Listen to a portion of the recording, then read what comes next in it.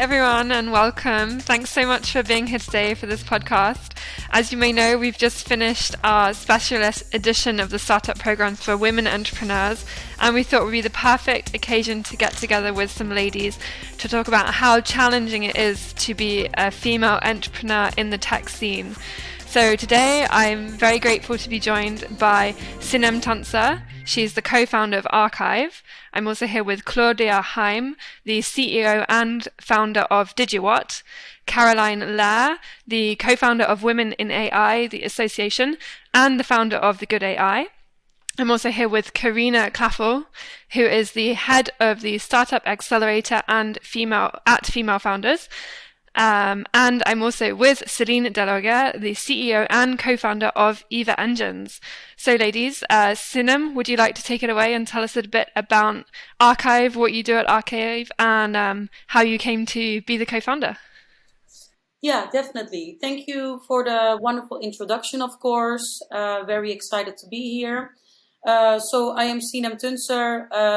I started my career studying supply chain management. I did a deep dive supply chain management technology and systems at the MIT during my career. Very tough year, but very rewarding as well when you finish it. So I started my career in geospatial data. I was a part of Überall. Potentially some ladies here from Germany know about them. I built a part of the Google product in very early stages, and we pushed it to Überall, learned a lot about acquisition mergers, but slowly also needed a little bit my own space, my own decisions. Always was that person as well. And after that, I decided to go into a little bit more meaningful journey, actually without knowing what that meaningful journey was. Working on an offline marketplace digital transformation project, I got involved a lot with excess inventory. And at that moment, I asked a friend who was working within a very large beauty group how they handle excess inventory today, as I'm also a very passionate beauty lover, skincare, and so on.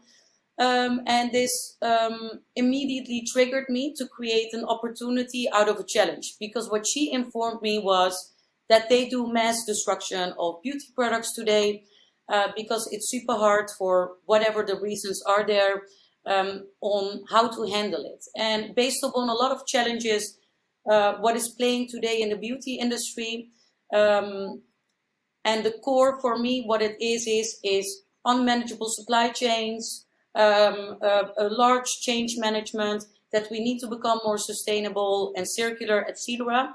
I kind of like took the biggest challenges in the beauty industry, also around audiences, and made actually a new business model, which was called Archive. And what Archive is actually doing is we're building on the long term kind of like a blockchain model.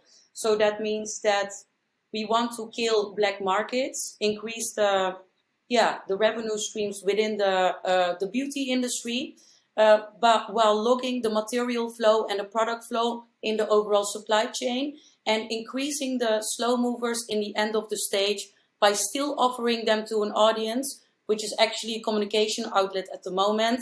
And in the end, are we not able to sell it, yes or no? Then we need to not end it up in the landfills, but we need to create new products out of them, whilst delivering a CO2 dashboard to the beauty industry.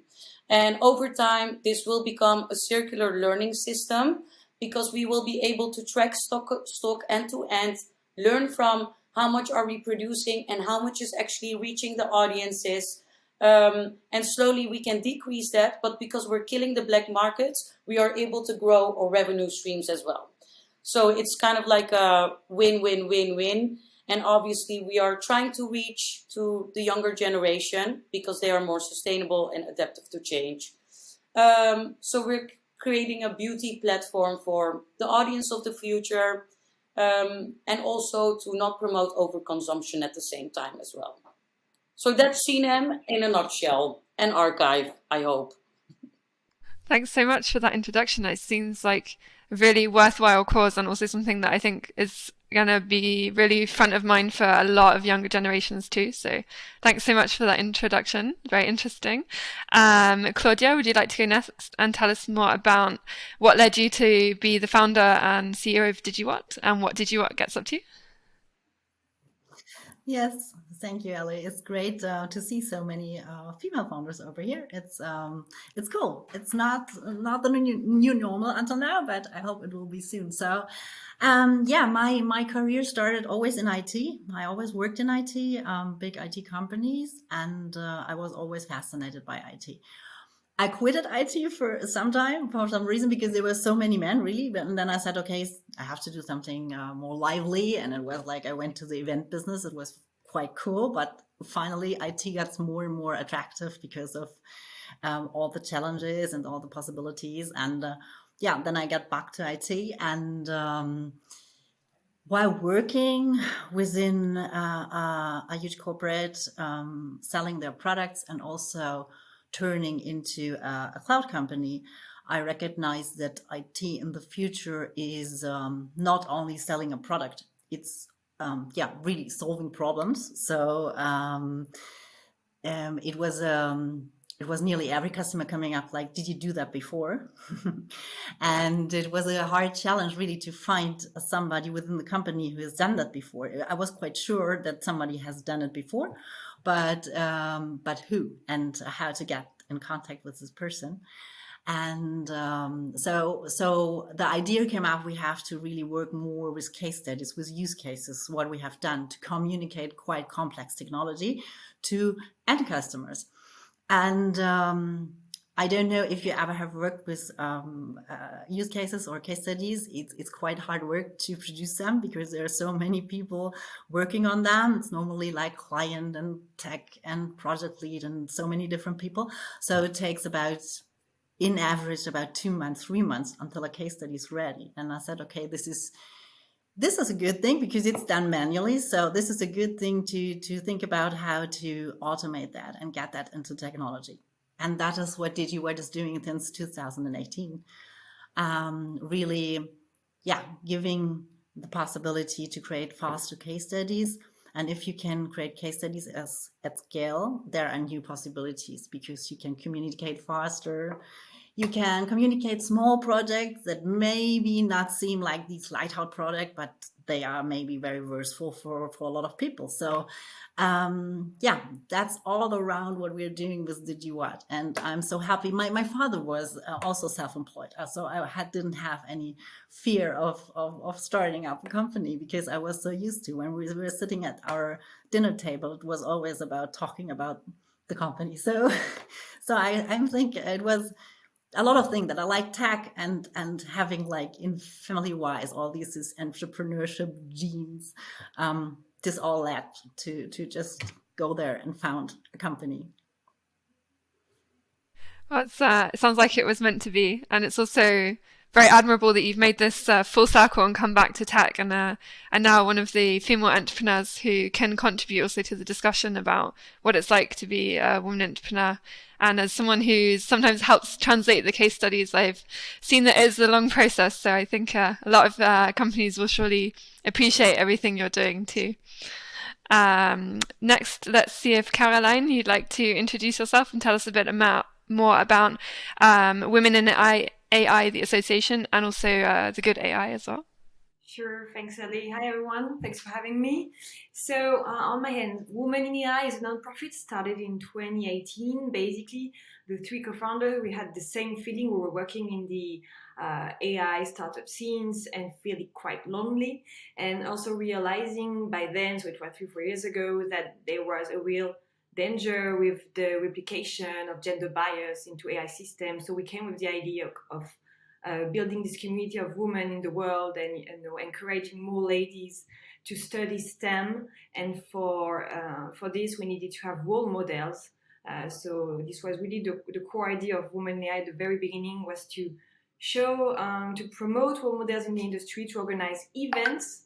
And then it got pretty big. Today we have 8,000 members in more than 115 countries. We have educational program, research program, and we're really moving towards something even more ambitious, with the idea to really bring a contribution to shape inclusive AI systems.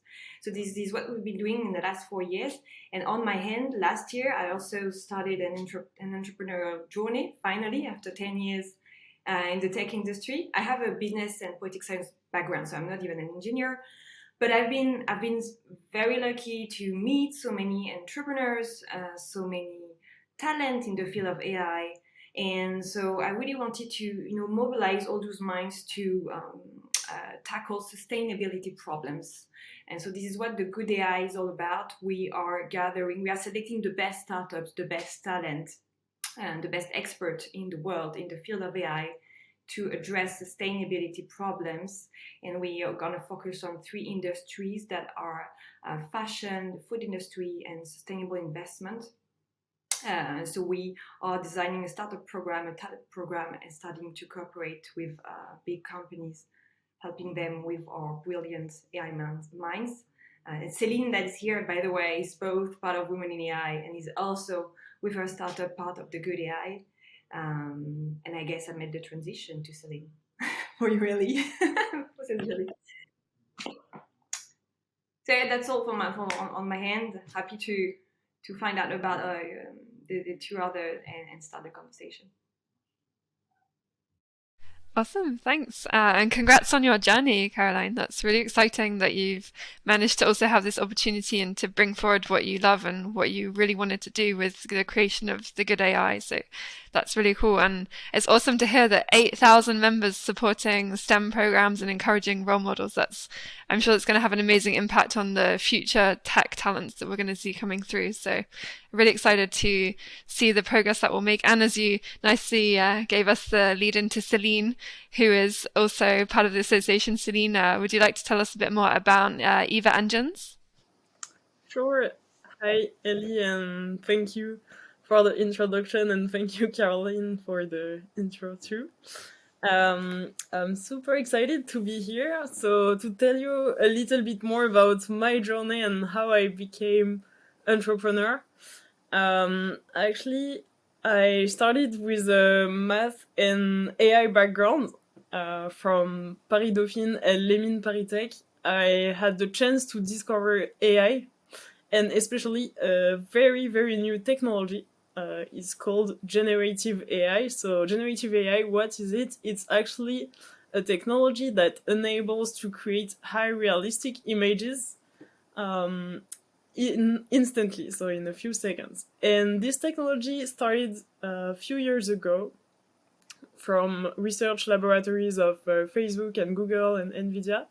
And at Lémine Paris Tech, I had the opportunity to work on this field, and it was an amazing experience. And I directly understood that generative AI has many applications in our world, and that it could really help us. And at the same time, I have been working as a fashion model for 4 years, and I got the chance to observe the industry of the fashion industry, and also from the beginning.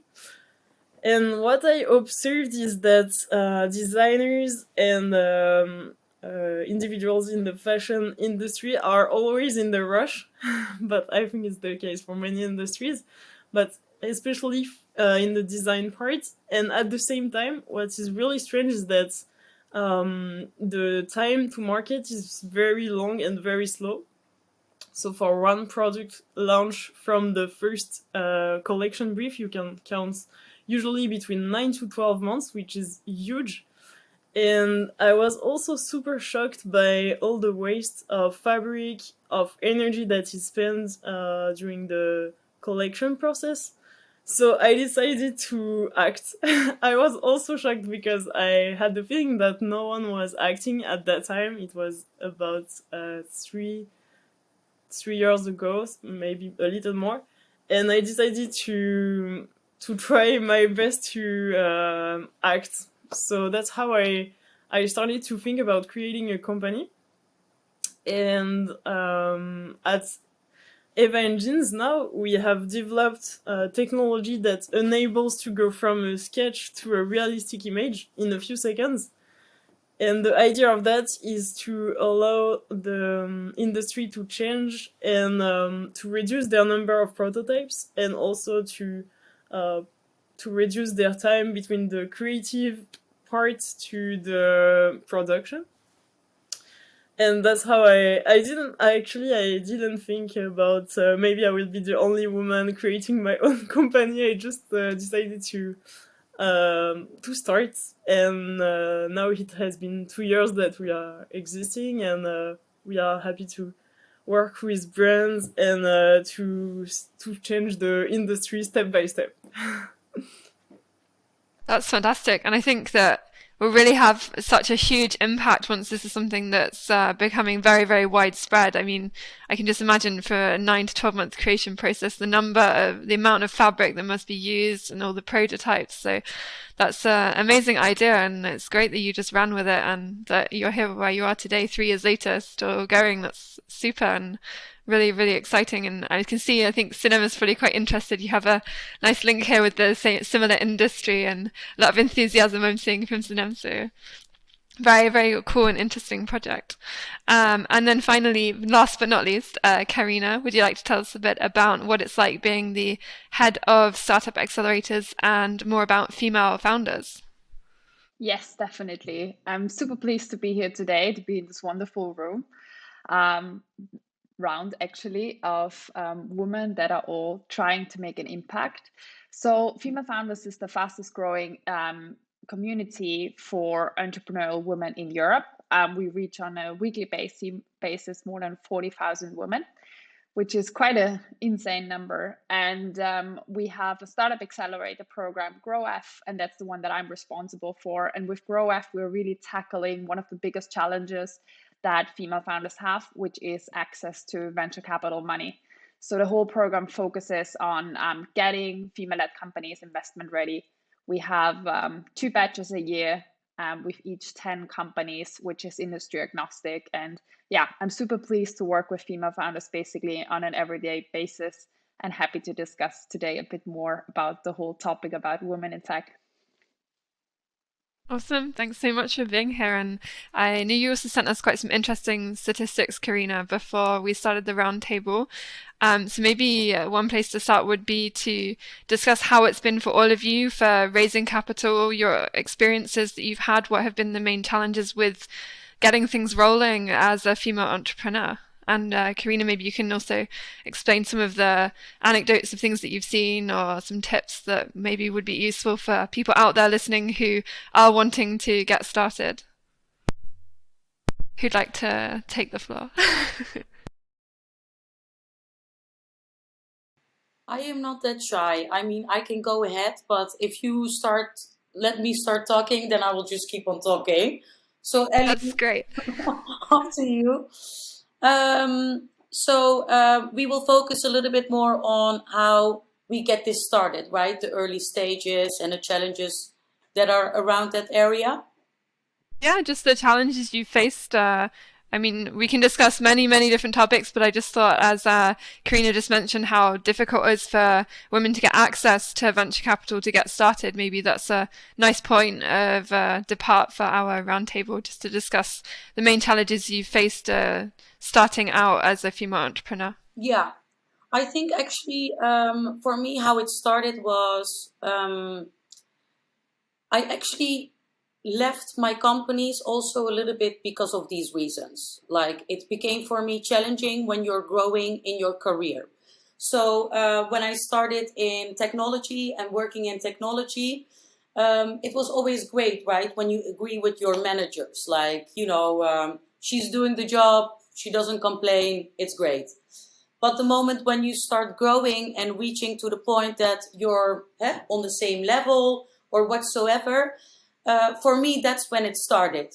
Suddenly the things you're saying, like, it's suddenly not being understood. Like, can you also communicate a little bit clearly? It's a little bit patronizing sometimes. You don't get included anymore. And it's all about, like, egos when you start going into that direction. I experienced this a lot, especially in the merger phase between Nabet and Uberall, because it's a merger is by default it's tough, but then it's also a battlefield, like whose product is going to the next stage and what is happening, etc. So if you're kind of like winning, so to say, or your things are being accepted more, this can really hurt somebody else's feeling. And hurts are more always like men.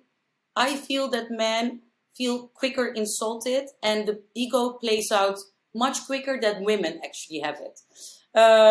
So these were, for example, for me, the most challenging topics in the beginning, and going into different companies and working in much more hierarchies, it actually for me became much worse. So those are the moments when I decided, hey, I want to go into a meaningful journey, but also I want to do it a little bit by myself and etc. So this was the first steps for me to make a decision. I want to do it by myself and I want to do it differently. The other challenges that I experienced along this journey is, I'm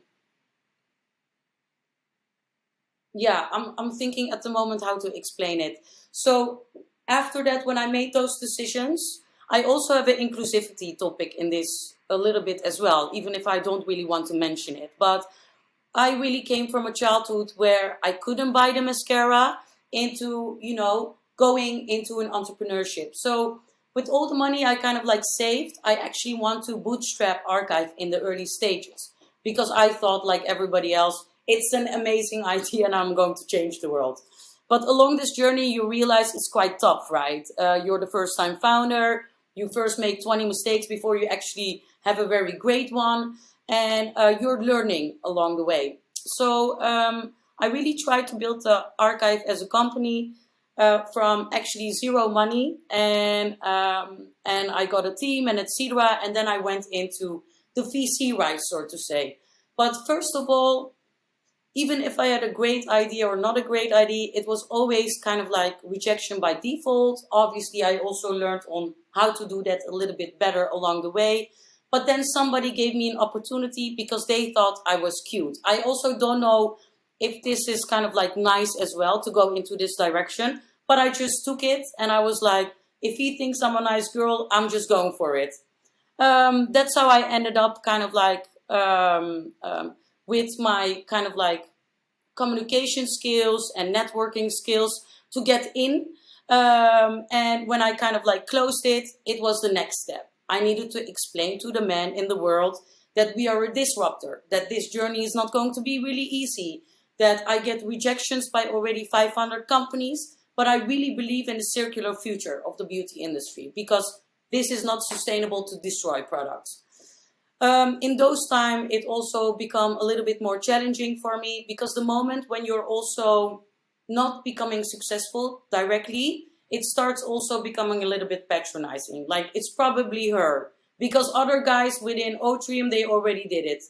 And then you get compared with other business models that are completely different, that are completely operationally different. Success rate is different. Their model is different.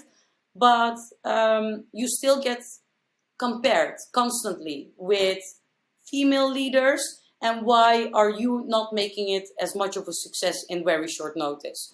So all those things, I think for me was really kind of like fighting for where I want to be. And I don't believe that we are as women still not where we want to be.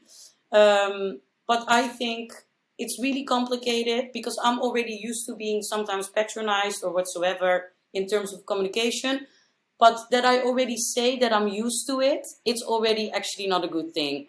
So what I really want to do is, if I kind of like scale up and get more people on board, I'm not going to treat, of course, the men and women differently in my company, but I really want it to be equal. I wanted to do it differently.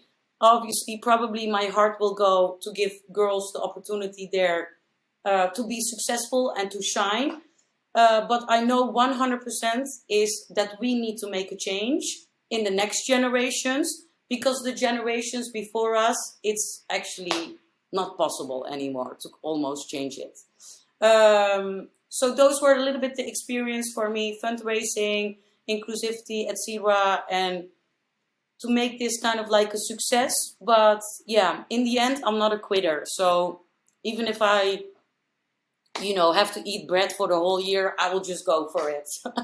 So yeah, and that's the beautiful thing about women. I mean, we are not big talkers, but when we say we are going to do it, we actually do it. And it's not only, the ego that is talking there, and etc. So that's a little bit, I would say, a little bit my challenges and journeys, what I experienced. So I'm really curious if Claudia, Caroline, Celine, Karina, if you experienced any of those challenges as well.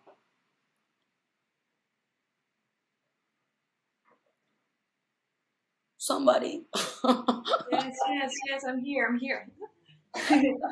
So, without repeating any stuff you would have already mentioned, Sinem, I would also mention that I think we are our first enemy most of the time. There is clearly a question of lack of confidence in women because of the way most of us have been also raised by parents. It's not always the case, but for a lot of ladies, this is the way. So, and we have this impostor syndrome. So when we need to build a business, it's even harder for us, because even if we believe it, sometimes we really hesitate. Sometimes we should show way more ego, and we just don't know how to do this sometimes.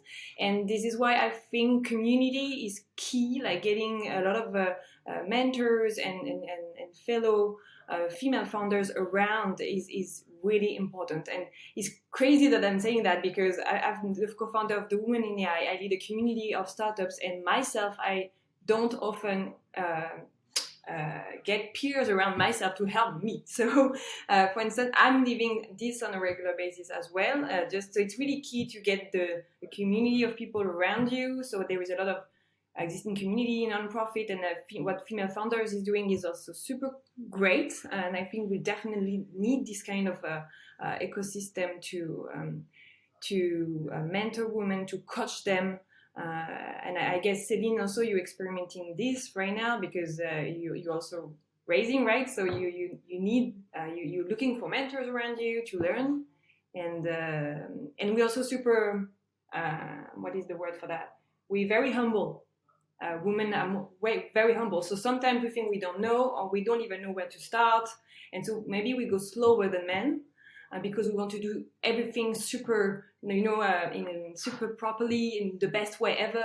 So it takes more time, and this is where, again, community and fellow female founders can help us accelerate and gather confidence.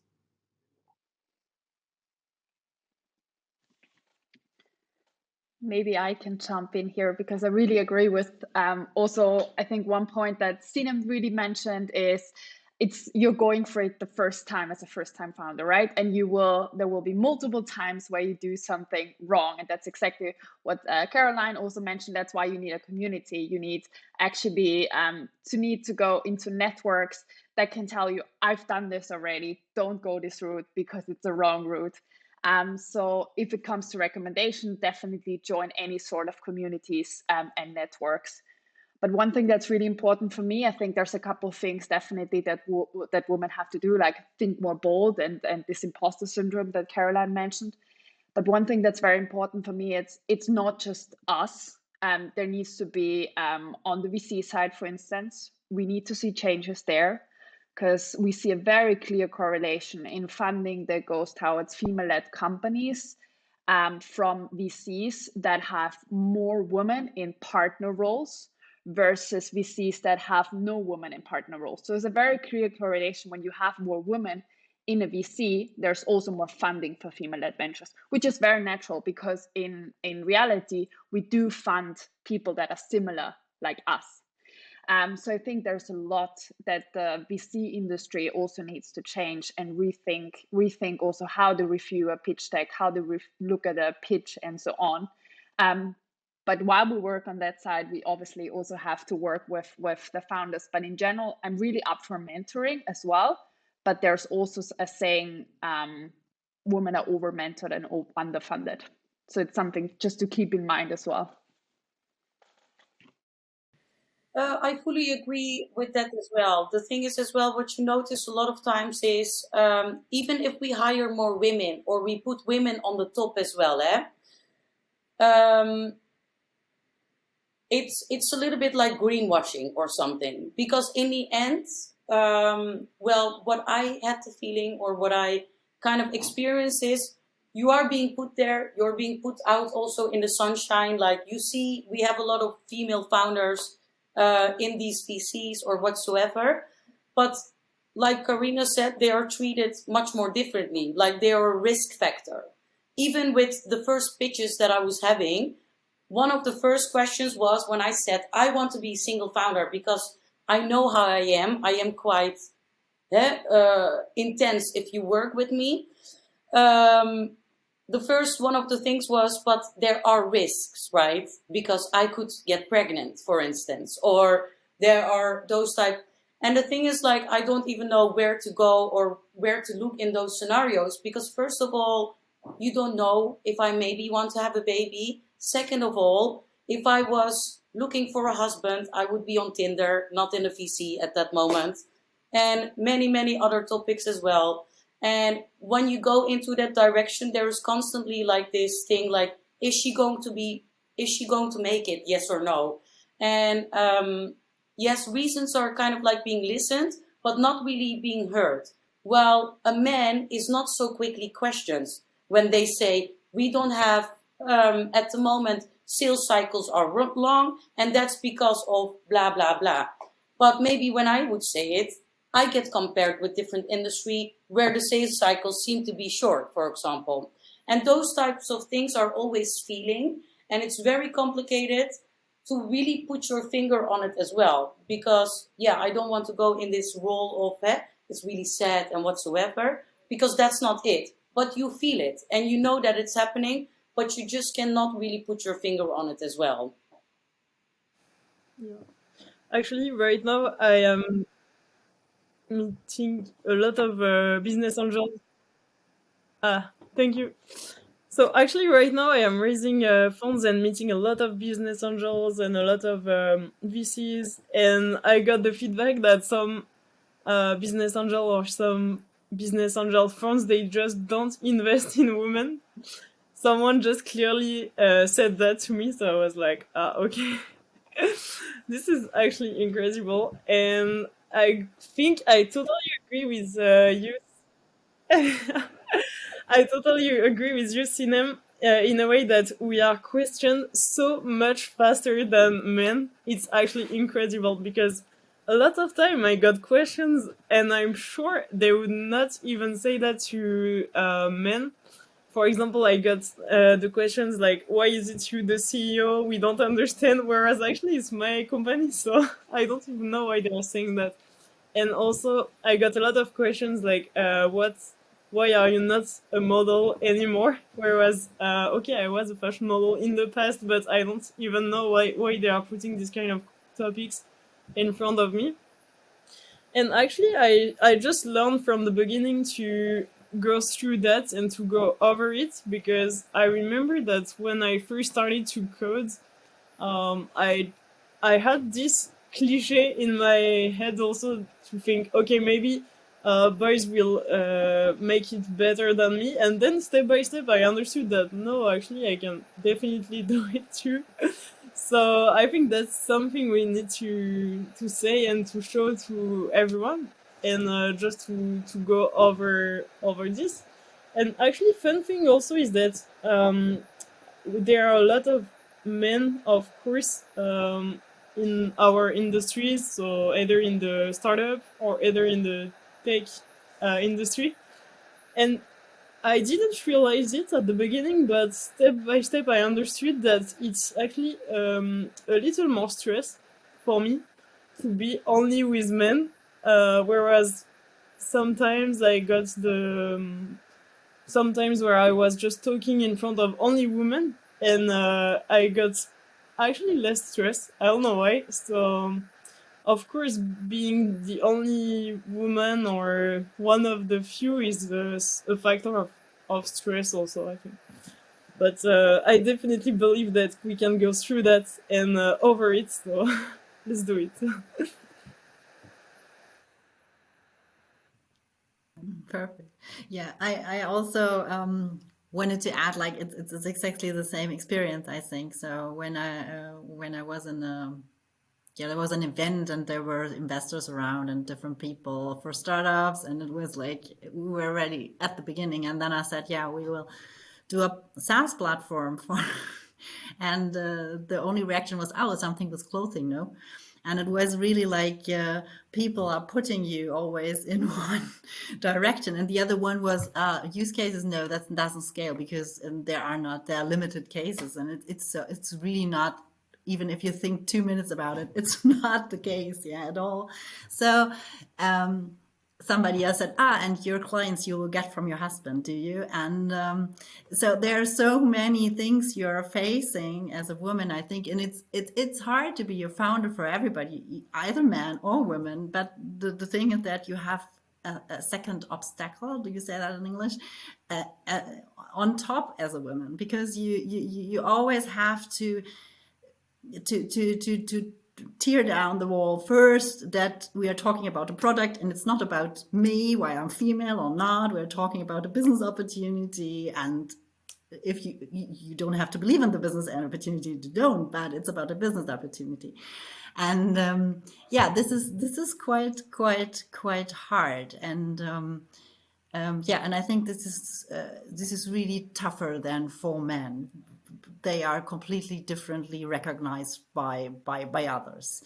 And the second thing I wanted to say is about working with females and working with male.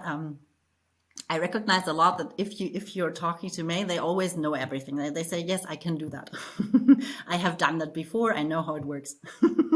And it's like, if you're talking to females, they say, oh yeah, but I didn't do that exactly like that before, but I can try. I can really try, and I will. And I really like the second part, because it's like, because in the first part you have to find out if it's really right that they can do, they have the capabilities, they have the knowledge. And in the other way around, females are really trying to prove you that they can do it. So I really appreciate a lot working with women sometimes. And I think mixed teams are great, because it's like yeah, a different kind of input, but I really like very much working with women.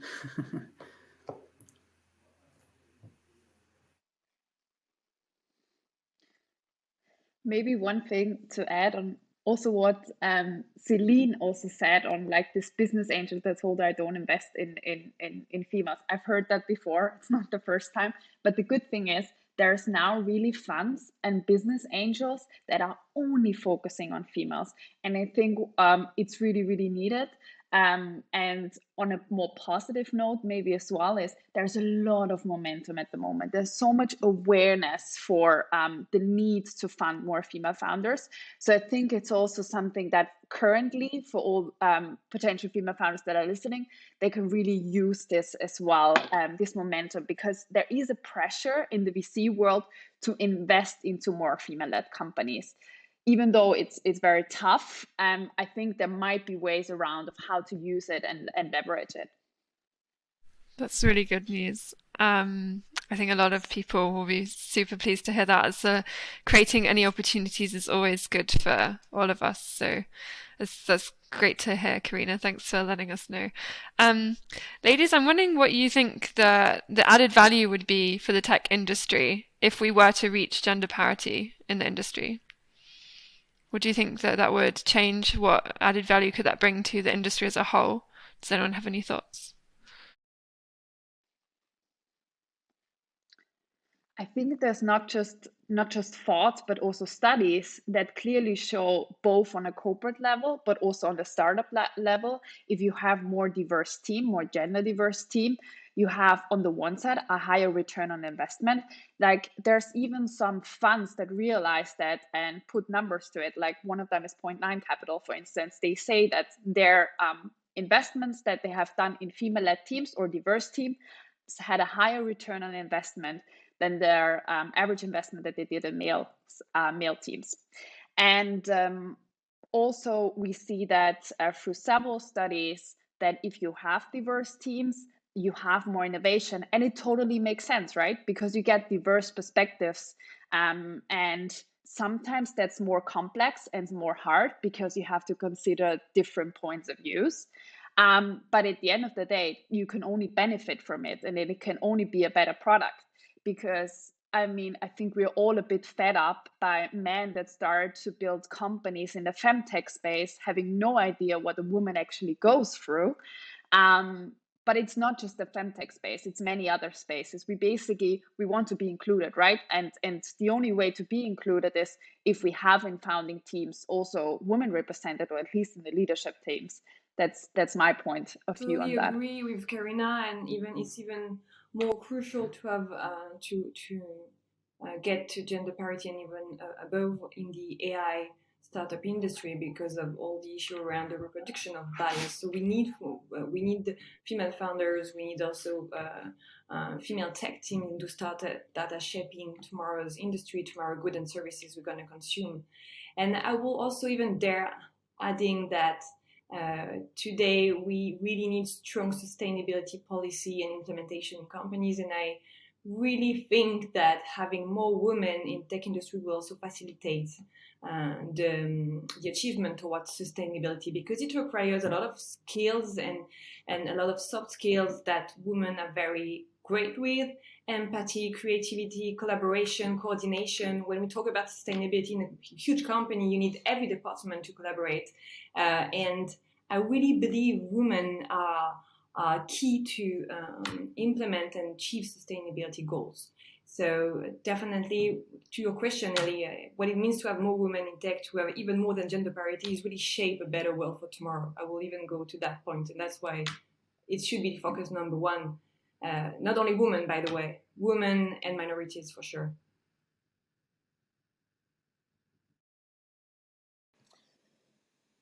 Yeah, and also, for example, I've been in tech for a long time as well.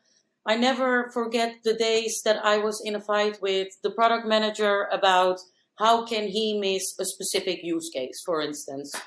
And I think that starts a little bit right, a little bit with we had it in the earlier conversation that we said, okay, a man says, I do it all and I know it all. But we women are much more open and receptive to multiple areas, and that we know that we have interdependencies. Besides that fact, we also have the feeling we need to do it great, or else we will already be disadvantaged always.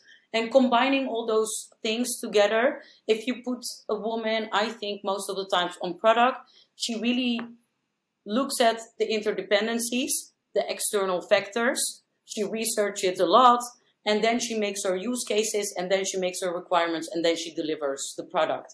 And then maybe there are a few bugs you need to solve, but most of the times we are much detail oriented. The disadvantage of this as well is, because that part you need to check as well, is that we could be slow. Like, we need to investigate it all before we are there and feel comfortable. But this is also a legacy issue, because until now, we always had the feeling that we were not good enough, or that we are making mistakes, and that it's really scary as well. So there is like this change management. Oh, I think we might have to wait for her to reconnect to hear the rest of what Sinem was going to say. Claudia, I think you wanted to add something.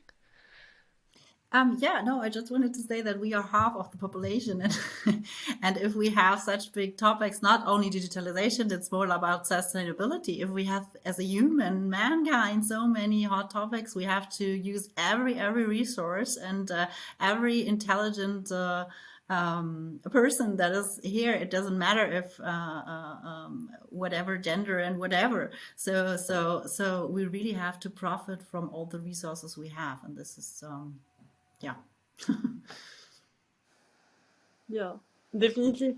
I don't see why only men would be in tech or founders of companies. So I think it's very important to show the diversity, but not only for women, also for all the minorities, as you were saying, Caroline.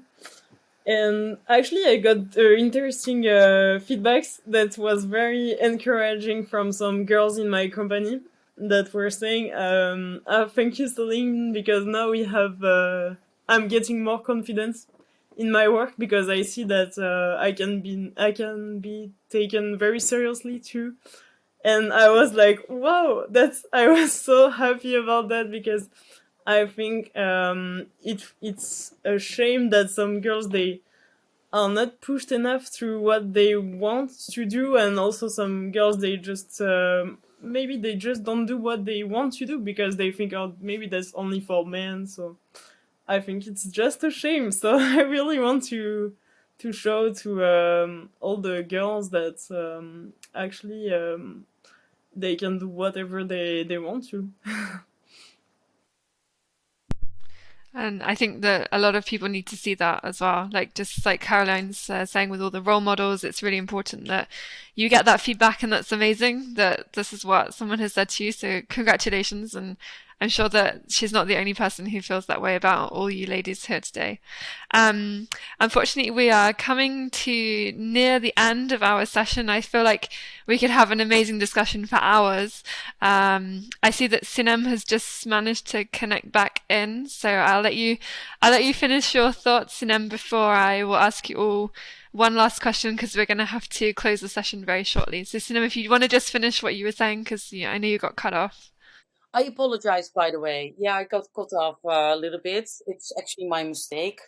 Fighting with batteries in 2022. Okay, where was I actually?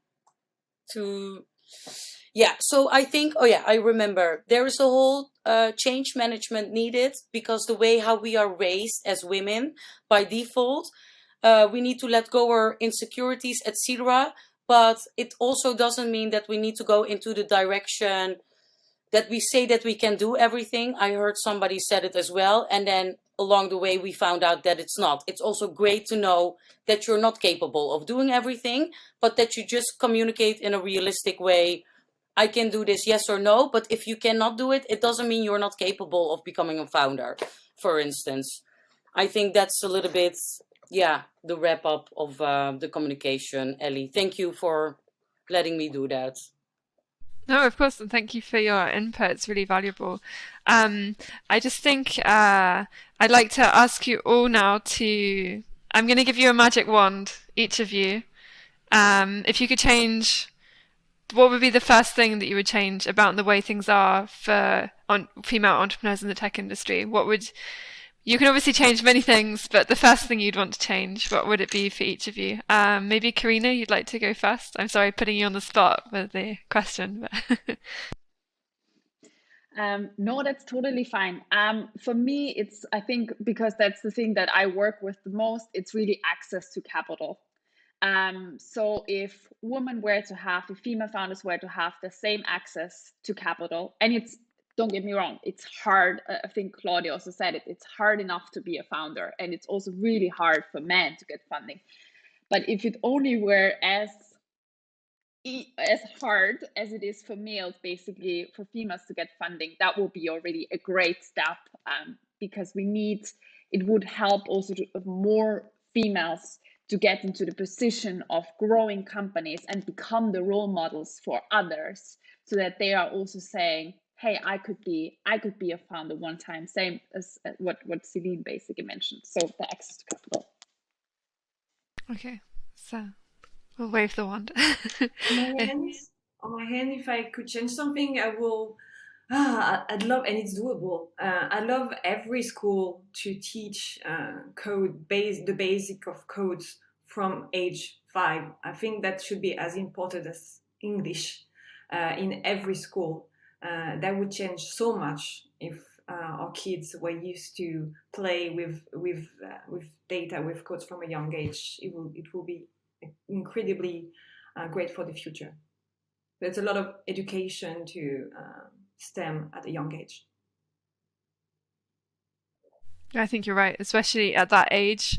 It would become something so popular for all children that would definitely have a massive impact on our industry in 20 years' time. So fingers crossed, because I've definitely seen it popping up more and more, coding for kids and stuff. So And when you learn at a very young age, whether you're a boy or a girl, it's the same, and you just keep it like this all the way through teenage years, and we will not have this issue of pipeline of tech female talent as well today. yeah, that's true. Claudia, what would you do with your magic wand? I just go for Caroline's and Karina's theme, because it's like, first of all, yeah, more women in coding, absolutely, and second, also the investment thing, because it's easier to really to talk to clients as a female founder, because they have a need and then you can convince them about the product. But this financial world is very it's a different world, and it is still very male dominated, and would be nice to be more open. I can see lots of agreement in the room. Sinem, what would you want to change? The first thing that you would want to I'm change? actually going to follow Claudia on this one. I really agree with Caroline and Karina is saying. And then on top of it, there should just not be a man or women job by default when you are being raised, And of course, development is one topic on it, and it's under, there are just a lot of men. But how can it be that this became a man job, like initially? Because it's originated obviously from math, and back in the days this was also like much more a male kind of education as well. So it's all the change, and that's equality, and that there is that jobs are unisex and decisions and whatsoever. I think that's a great basis for the future generation. Yeah, I really hope that that's what we'll come to with with, I don't know, just even CVs removing any information apart from a person's experience and education, for example, and just that would be something. Yeah, definitely, I agree with you. And Celine? I think I would just erase the cliche of no, you are a girl, you cannot do it. And I think the solutions that you're mentioning before will help to erase this cliche. So I can just agree with you all. Well, thank you all so much. It's so nice to have this conversation and all the positivity and support that we can see here, and knowing that there are people out there like you who are also here giving advice to others, supporting other women, and really looking for ways to change the world and to change the world for the better, to help all our future generations and everyone. So thank you all so much for all your contributions today. It's really, really been amazing to have this conversation, and I hope that everything goes well for your next future adventures.